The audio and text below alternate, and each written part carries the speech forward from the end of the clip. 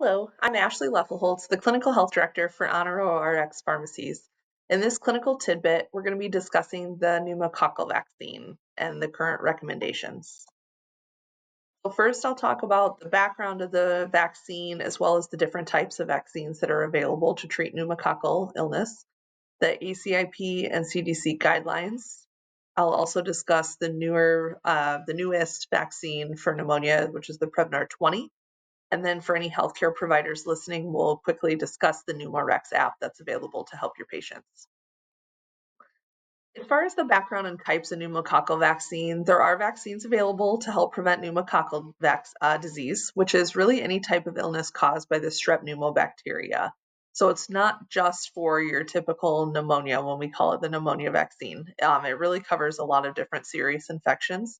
This includes pneumonia, meningitis, and bacteremia. So the symptoms of pneumonia, usually the classic chest pain, cough, fevers, and chills. It can cause either rapid breathing or difficulty breathing. Older adults may also experience confusion, low alertness, rather or in addition to the symptoms that I already listed. Meningitis, the symptoms include confusion, fever, headache, sensitivity to light, or a stiff neck. And in babies, meningitis can also cause poor eating and drinking, low alertness, and vomiting. And then bacteremia, the bloodstream infection, the symptoms of that include chills, fever, and low alertness. So the vaccine treats all of the infections that cause those three types of things as well. So there are two types of pneumonia vaccines currently recommended. The pneumococcal conjugate vaccines, which is the shorthand you'll hear it referred to as PCV15 and PCV20. There's also a pneumococcal polysaccharide vaccine, which is sometimes referred to as PPSV23. So what is a conjugate versus polysaccharide vaccine, you might ask? So there's different types of vaccines. This information is pulled from Pfizer. So both are types of subunit vaccines. The polysaccharide vaccines, that targets an immune response to a bacteria that are encased in a layer of sugar. So basically what that does is it makes you make a protective response against the surface of the bacteria, allowing your body to kill that bacteria. Of note, the biggest thing is these types of vaccines don't work in kids under 2, so they would need to use the conjugate vaccine, which does. It's very similar to a polysaccharide vaccine, sorry. They both have that polysaccharide component. The only difference is in the conjugate vaccine, the sugar is stuck to the actual protein, so the immune system responds to the sugar on the bacteria better. This also has the memory component, so if your body gets the infection in the future, the immune response will be better. And like I said, these do work in younger children as well. So maybe just a little easier to understand. This is an image again from Pfizer. The polysaccharide and conjugate vaccines. So the bacteria blanket themselves in these chains, so they basically disguise to hide from the immune system. So what the lab does, or the company that makes the vaccines, in the lab, they attach the protein conjugate to the polysaccharide, and then they inject it into the body. So they're teaching the body to recognize the polysaccharide disguise as a harmful invader. So the vaccine is taken up by what's called an antigen presenting cell and displayed on the surface as an antigen. So when that happens, the antigen is presented and the threat is detected. So then your immune helper cells will help identify the antigen and trigger an immune response to treat the disease. This is kind of a wordy slide. I won't go through it all, but I just wanted to point out the different serotypes. So when I say PCV15 and PCV20, what I'm really referring to is the PCV15 covers 15 serotypes, which are listed there, and the Prevnar 20 or the PCV20, that one covers 20 serotypes. So those are all listed. There is quite a bit of overlap. You'll notice the 20 just covers 5 additional strains. And then the other one, the PPSV23, the Pneumovax 23, that includes 23 serotypes, but it's a little different. And like it's just the polysaccharide vaccine versus the conjugate. So Current recommendations, the ACIP currently recommends either a PCV15 or PCV20 in kids younger than 5. Again, we talked about the conjugate vaccines being better for kids.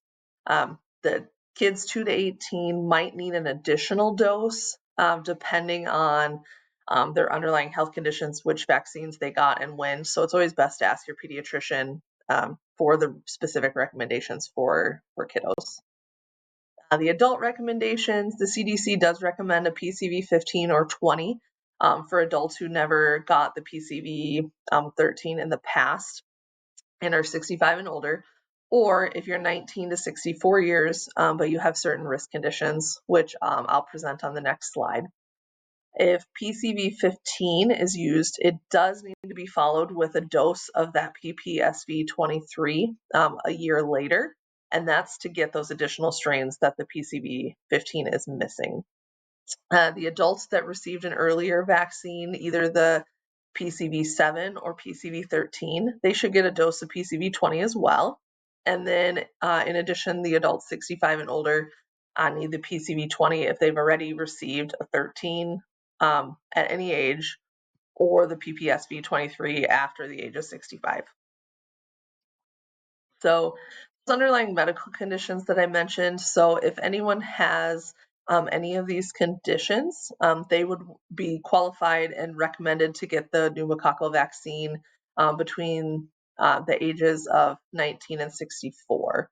That includes alcoholism, chronic heart disease, chronic liver disease, lung disease, chronic renal failure, cigarette smoking, cochlear implants, congenital asplenia, cerebral spinal fluid leak, diabetes, so this would include type 1 and type 2, cancer, leukemia, and lymphoma, HIV, Hodgkin's disease, immunodeficiency, or anyone on immunosuppressive drugs. So if you have any questions on whether or not you would qualify for the vaccine earlier than age 65, please do talk to your pharmacist and healthcare providers. So this table is the recommended adult immunization schedule by age. So this is the most up-to-date. It's a little vague for the pneumonia vaccine. So like we talked about, they're all lumped together. All of the types of pneumococcal vaccine are listed there. And it just recommends, 19 to 64 with underlying health conditions, and then recommended for those above 65 with some nuances that you should talk to your provider to see which ones you qualify for. So this is a Prevnar 20, just an overview. So this is the PCV 20 that we've been discussing. So really, if you look at all the check boxes, most patients qualify for the Prevnar 20 as the preferred vaccine to be given. There's a couple things to point out here. So most of the time you're spacing time between the pneumococcal vaccines, you're spacing that out by about a year. I do want to point out that if you got the PCV 20 or PCV 13, the Prevnar 13 and the PneumoRecs 23, if you've gotten both of those, but it's been 5 years, you still are going to want another dose of the Prevnar 20 or the PCV 20.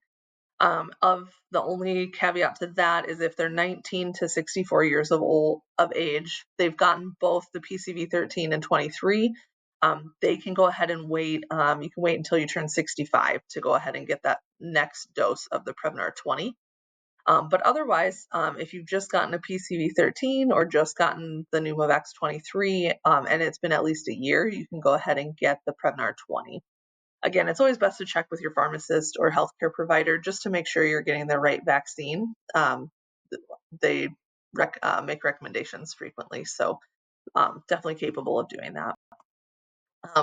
Along those lines, for any healthcare providers listening to this tidbit, there is an app available to help your patients. It's presented by the CDC.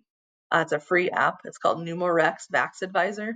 It does take into account the patient age, vaccination history, and medical conditions, and can make informed recommendations. It's a great way to support your patients and get those informed recommendations quickly and efficiently. So I hope you've enjoyed this clinical tidbit. There will definitely be more to come. If you have any questions, please talk to your pharmacist or healthcare providers. Thanks and have a great day.